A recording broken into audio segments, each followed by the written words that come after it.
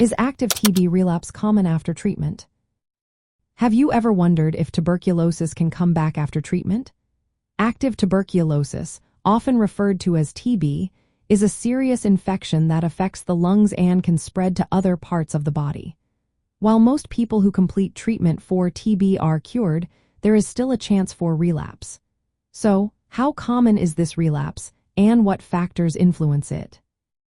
Research shows that active TB relapse is not very common, but it is a significant concern in managing the disease. The relapse rates can vary widely, depending on several factors, including the treatment regimen used, the characteristics of the patient, and how long the follow-up lasts. Studies indicate that relapse rates typically range from less than 1% to around 8%.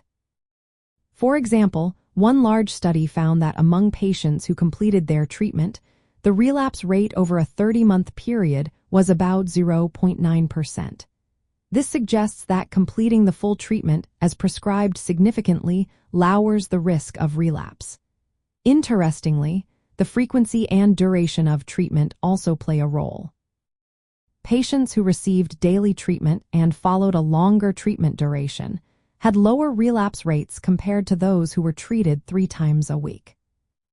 Globally, it is estimated that about 5% of patients with drug-susceptible TB may experience another episode of the disease after finishing their first-line treatment.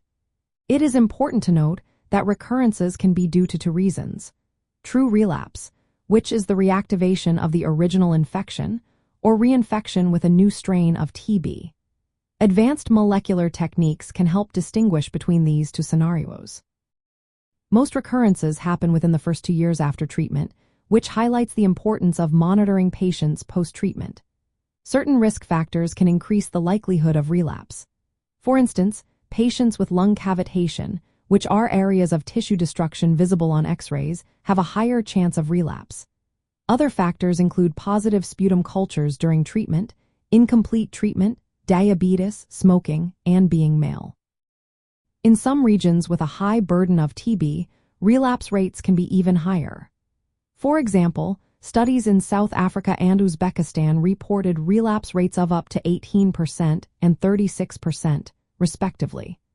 These differences can be attributed to variations in TB incidence, treatment adherence, and the healthcare infrastructure available in those areas. In summary, while relapse of active TB after treatment is not extremely common, it does occur in a notable minority of patients, especially those with certain risk factors. Following effective treatment regimens and ensuring proper post-treatment follow-up are crucial to minimizing the risk of relapse and achieving a long-term cure. If you have concerns about tuberculosis or your health, it is always best to consult with a healthcare professional for personalized advice.